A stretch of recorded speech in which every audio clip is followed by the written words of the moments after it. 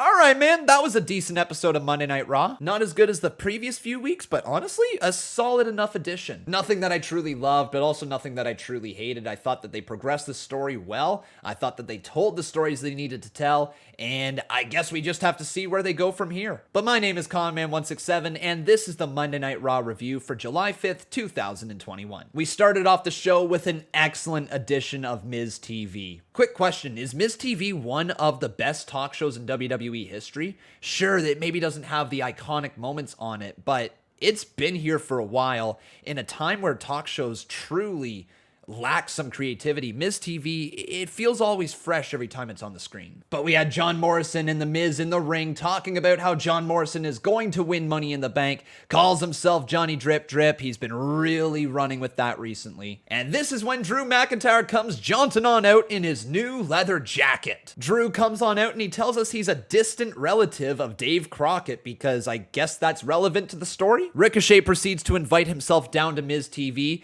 Miz is not a fan of the fact that he's not able to introduce anybody for his show. When Ricochet comes out, all he wants to do is talk about the gigantic crossbody from last week that has set up a match tonight against John Morrison, so he's trying to get in the head of John Morrison. This is where Riddle came out and he truly made the segment his own. Like literally, the first thing Riddle does is get in the ring, climb to the top of the ladder and say, "Yo, I'm really high right now." Riddle's comedy is great. I love what he brings to the ring. In fact, he's probably one of the few superstars who can pull off comedy right now in the WWE. It is impossible to be funny without a live crowd, but somehow Riddle has managed to make us all laugh collectively every single week. AJ Styles had to come out and ruin the party. He had to bring facts with him. He had to bring actual receipts. Like, the man had a reason to be upset, especially after last week where he's supposed to face off against Drew McIntyre and Randy Orton in the main event, but Randy Orton no-showed. So he's like, why the heck is Randy Orton getting a replacement? Why is Riddle getting to fight for Orton? It was at this point that Riddle continued to joke away, and he laughed at the fact that Omos is almost the height of Riddle at the top of the ladder. Well, he asks him for a high five, and Omos does not like the fact that Riddle wants to give him a high five,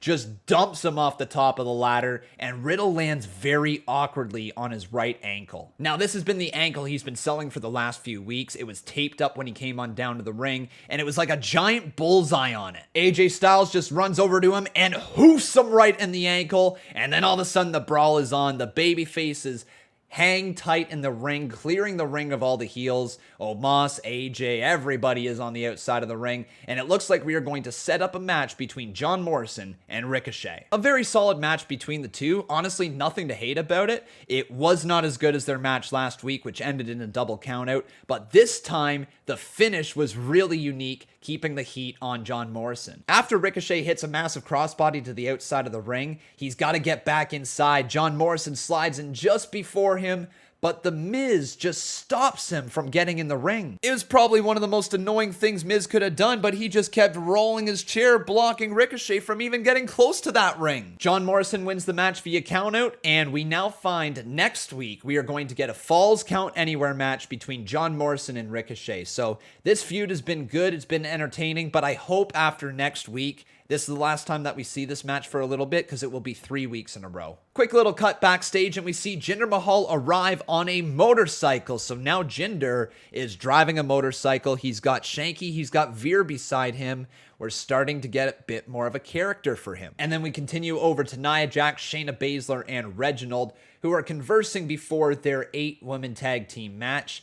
Of course, Alexa Bliss is just lurking in the background. Reginald is like, dude, Alexa's over there. And they both turn around and Alexa's gone. Reginald's losing his marbles. But one of the best things to come from this little segment backstage was that Shayna Baszler called Reginald an almost grown man. I hope they run with that. One more promo before the match. We got Nikki Cross, Naomi, and Asuka backstage, and they seem like they're on the same page for a moment. That was until Nikki Cross said that she was going to win Money in the Bank. Naomi was like, no, I'm gonna win Money in the Bank. And Asuka was like, I'm gonna win Money in the Bank! Ooh! Terrible Asuka impression, please don't be offended, I tried my best. But now it's time for Nikki Cross, Alexa Bliss, Naomi, and Asuka to go up against Doudrop, Eva Marie, Nia Jax and Shayna Baszler. And I hate saying this with 8 talented women in the ring, but this was essentially a nothing match. It's to hype up Money in the Bank a little bit, it's to get Nikki Cross on TV some more, and of course it's there to continue the storyline with Reginald and Alexa Bliss and whatever freaky deaky stuff they got going on over there. It was also here to get us pissed off at Eva Marie and to garner sympathy for Doudrop. Eva did a fantastic job at tagging into this match anytime that she wanted to be in there,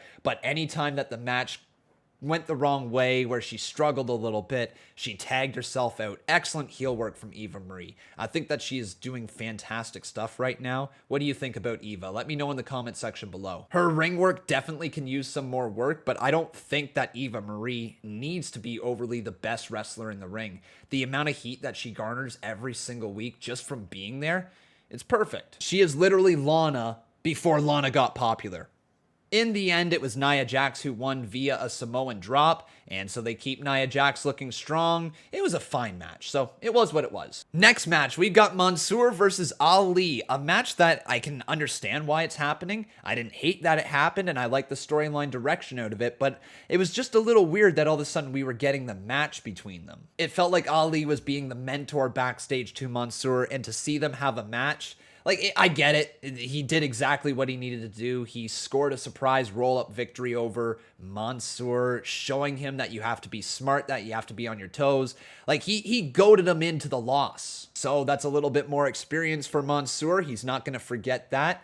But the question is this leading to a tag team between Ali and Mansoor? Is this leading to a rematch for Mansoor where he eventually overcomes Ali and then moves on to bigger and better things?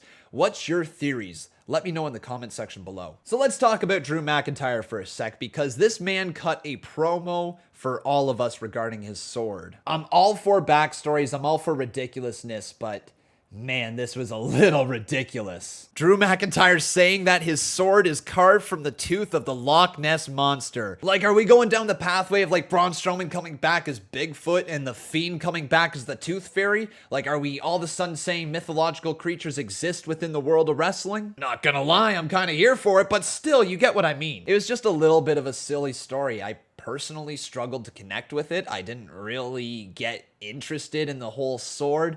Sure, it's to build up the character of McIntyre, but like, all right. But we proceeded to get a match between Drew McIntyre and Jinder Mahal. This thing was really short-lived. The finish of the match saw Drew McIntyre go for his Claymore boot. Jinder Mahal got his buddies involved, Veer and Shanky. They attacked him, DQ finish. Like, we saw this thing coming from a mile away. But in the end, we got a new storyline direction for Jinder and Drew McIntyre. Jinder Mahal lifting up the sword that is made from the tooth of Nessie! And he's like, I am stealing your sword, and that's that. Yeah, so he stole his sword. McIntyre's gonna be pissed off that Mahal stole his sword. Like, all right, cool, sure. Give us the feud between Mahal and Jinder. The feud writes itself. Add in a sword theft, I guess, sure. But now I have to dial it back. One of the worst things to ever happen in the history of WWE. Loser House Party. The Loser House Party beat Mason T-Bar. Why must you do this to me? As if my life hasn't been a running joke for long enough. Now I'm gonna have to hear C Wrestling and Botch Guy rip on me and the fact that the freaking Loser House Party beat Mason T-Bar! For those of you that don't know what the running bet here on this channel is, if the Lucha House Party ever wins the tag team titles, I have to rock a Lucha mask and a full Lucha House Party t-shirt on stream for 3 hours. They are my least favorite tag team because of what they did to the Revival. Those damn Lucha House rules, I will never forgive them. And I had to see them friggin' beat Mason T-Bar! Just a quick side note though, I think it was a giant mistake for WWE to ever take the mask off of Mace. I think he could have been a unique looking character with the long hair. His ring skills are not there, so you have to give him something. Taking away that mask was just one of the worst decisions they could have made for him. We then get what I thought was the most entertaining match of the night, Riddle versus AJ Styles, playing off the fact that AJ kicked the injured leg of Riddle earlier on in the night. This thing was fantastic. It had some amazing moments throughout the match. They were really working on the leg of Riddle. He was selling it beautifully. But one of the best things that I've ever seen in WWE, full-on crane kick. Hi-ya! Close enough. Riddle straight up embracing his inner Karate Kid, and just like in the finals when that man, I forget his name, used the illegal kick to the face.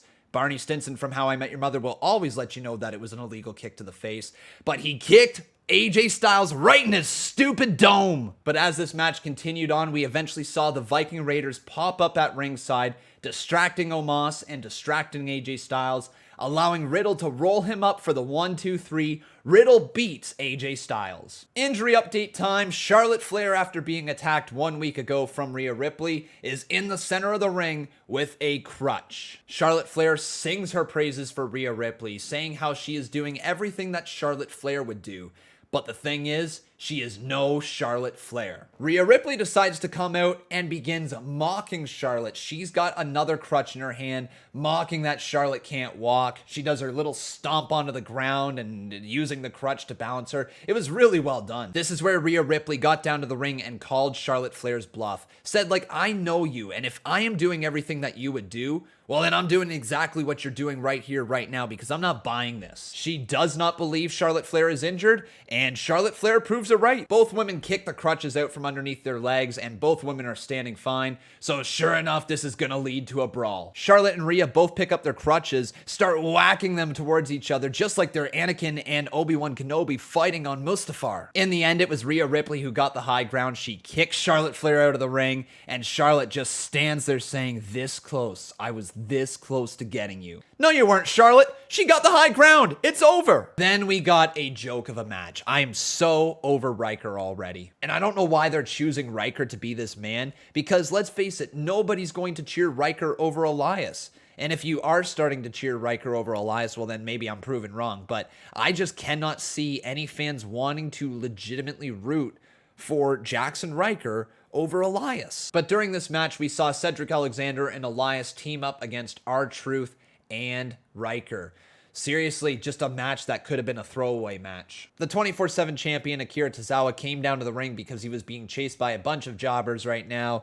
R-Truth tries to pin him, tries to get his 24/7 title back, gets distracted, forgets that there's an actual match going on, leaves the ring, and Cedric Alexander and Elias think they have a 2-on-1 scenario. So then how else can we make Elias look like more of a chump than to have him walk away in a 2-on-1 scenario? Handicap match 2-on-1. You have the numbers advantage. And Elias leaves with his tail tucked between his legs. Cedric Alexander gets put away in no time, and the fall of Cedric continues. The fall of Elias continues. The rise of Riker continues, and I am just so over all of it. Now, time for our main event, if you can really even call it that. It was MVP and Bobby Lashley versus The New Day. If anything, this match just served its purpose to get us towards Kofi Kingston and Bobby Lashley. Bobby Lashley losing here again, thanks to MVP getting pinned by Kofi Kingston off the Trouble in Paradise. So the right people won, but it was just one of those things where you saw the entire card here and you're like, this is the main event. No shots at all towards Kofi Kingston, Xavier Woods, Bobby Lashley, or MVP. I mean, Bobby Lashley's the WWE champion and Kofi Kingston is the #1 contender. But for me, this match just fell flat. In fact, I believe that the whole final half hour just kind of fell flat on the show. It's like they had 2.5 hours of decent programming, and then the last 2 segments just kind of were there. Regardless, Kofi Kingston picks up the win, and he now has technically 2 wins over Bobby Lashley. Bobby Lashley was pissed off, and that's how we end the show. So what did you think about Monday Night Raw? Let me know in the comments section below. If I had to put a rating on this thing, I'm going to go ahead and say it was a 6.75 out of 10.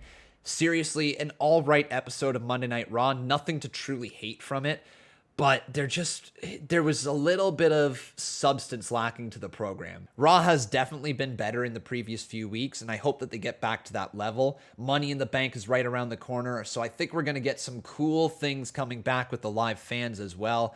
Just a good time in wrestling. Unfortunately, tonight's show was just kind of there. Didn't hate it, didn't love it. Like I said, 6.75 out of 10. But that is it for me here today. Thank you so very much for watching the show. I hope you enjoyed it. Be sure to leave a like on this video before you leave. Also making sure you're subscribed to the channel, turning on those notifications. And if you would like to, you can always come on over to twitter.com/conman167 and drop a follow over there. Or even join our Discord if you wish to chat with a bunch of other wrestling fans. But thank you very much for watching. I've been Con, and that was Monday Night Raw.